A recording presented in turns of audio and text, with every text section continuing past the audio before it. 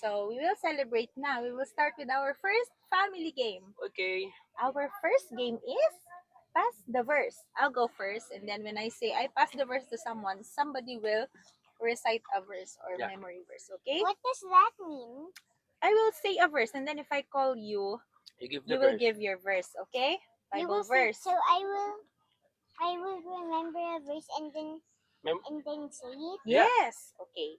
I'll go first, okay? My verse is 2 Corinthians 12, 8 to 9. But he said to me, my grace is sufficient for you, for my power is made perfect in weakness. Therefore, I will boast all the more about my weaknesses, so that the power of God may rest upon me. Oh. And I pass the verse to Caleb. Oh no. What's your verse? May alam mo yun? Luke 1:27. For the word of God will never fail. Okay. Wow. I pass the Galing, verse to Daddy. I pass the verse to Daddy. Daddy daw. Verse?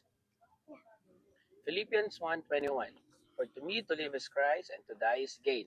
Okay. I pass the verse to Ate. John 3:16. For God so loved the world that he gave his begotten Son, so whoever believes in him will not perish but have eternal life. Okay. I pass the verse to Mommy. Okay. My verse is John 11:35. Jesus wept. I pass the verse to Caleb.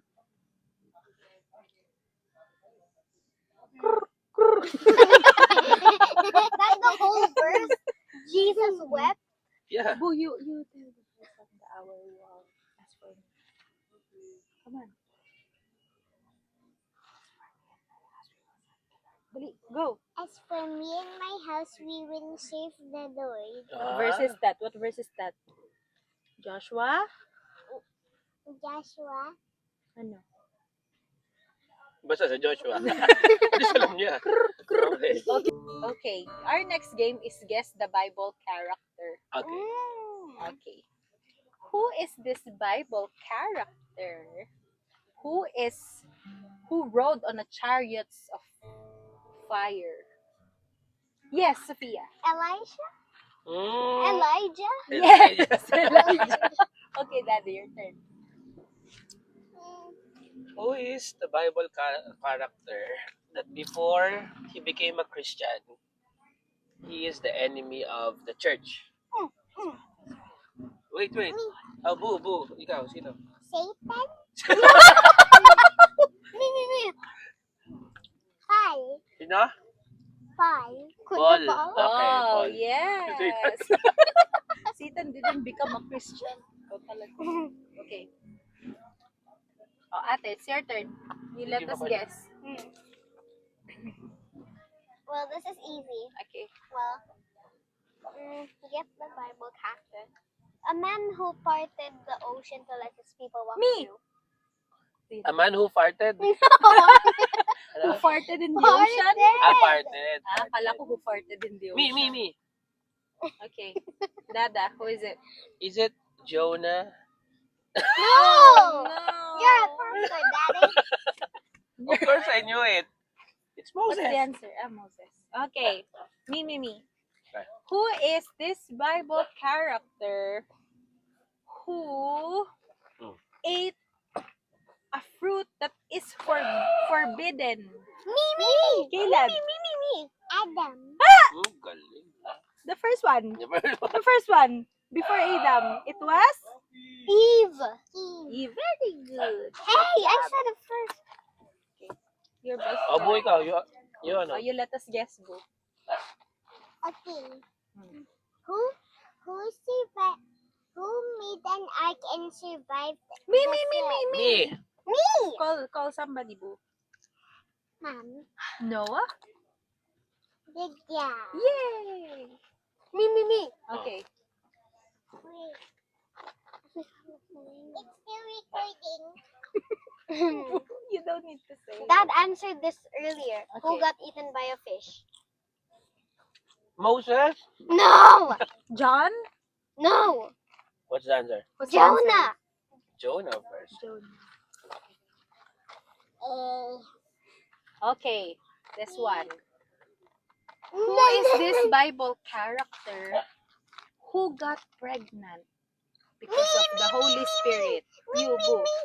Mary. Yes! Good job. Okay, I have a question natin. Who is our Savior? Jesus, of course. How did He do that?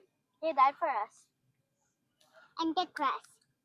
Galing ah. On Very the good. cross of Calvary on the hill. How to be a Christian natin?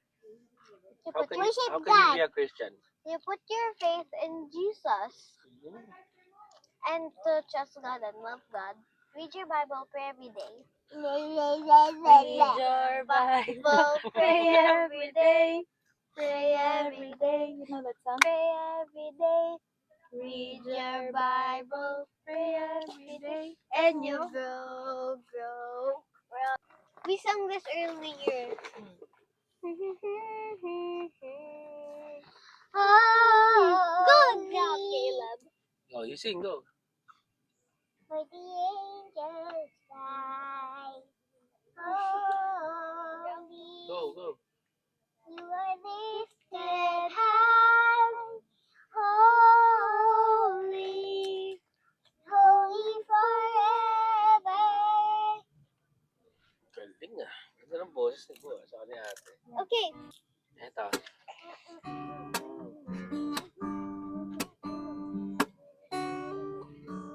mahal na mahal. Kita sa Panginoon. I think it's the song that Sing it nga ate. Kailanman.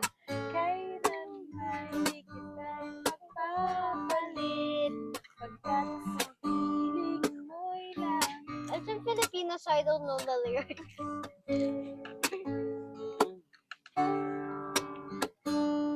Yeah, that's it. You know that song. But we don't know the title. Mahal na mahal. Okay. You deserve the praise. Guys, it's that worthy is your name. Worthy is your name. Jesus. You deserve the praise.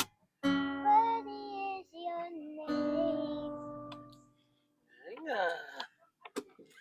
Okay, let's have our prayer time. Okay. Boop first, ate, then mommy, and then daddy. Okay. Jesus, thank you for this day and also please with my family and also please make us have a happy day today and Jesus' name, amen. Lord, thank you for this day. Tomorrow is Christmas, but now it's Christmas Eve. Thank you for letting Jesus be born and thank you for letting him save us, Lord. Please help us to please provide for us and help us to be alive in your name, amen. Lord, thank you for the Christmas. Thank you, Lord, because you let us experience your nearness to us. Thank you, Lord, because you let us realize that you are not far from us. You are always with us. And pinakita niyo po yun doon sa pinaka magandang paraan, pinaka malapit na paraan. Thank you, Lord, sa amin pong Panginoong Hesukristo. Thank you, Lord, for saving us. And thank you, Lord, because you've given us a life in you. You've removed us from darkness. You gave us into your light. You have blessed us so much, Lord. And that's why we are celebrating po yung pong katotohanan na yun. And we are grateful as a family. You've really blessed us. You've always been good to us, Lord. Thank you for everything.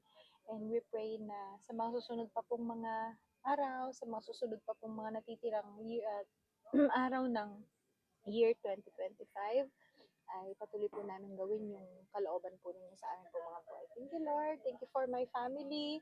Thank you for each one of us, Lord. Thank you. In Jesus' name. Amen. Jesus, thank you for the year 2025. Thank you, Lord, for all the blessings. We thank you, Lord, for guiding us, for providing for our needs. And most importantly, Lord, we want to thank you for the salvation that you gave us through Jesus Christ. We really appreciate, Lord, that even though we don't deserve it, still, Lord, pinili niyo po kami and you save us, Lord, from our sins. We ask, Lord, for your guidance to our family. For next year, bless us, Lord. Mas mapalapit po kami sa inyo and mas mag-grow po kami spiritually and mag-improve po kami bilang mga anak po ninyo. Maging kawangis po kami ni Jesus. Thank you, Lord, for this Christmas Eve na na-enjoy po namin as a family, Lord. Thank you, Lord. This is our prayer in your name. Amen. Amen. Yay! We're done.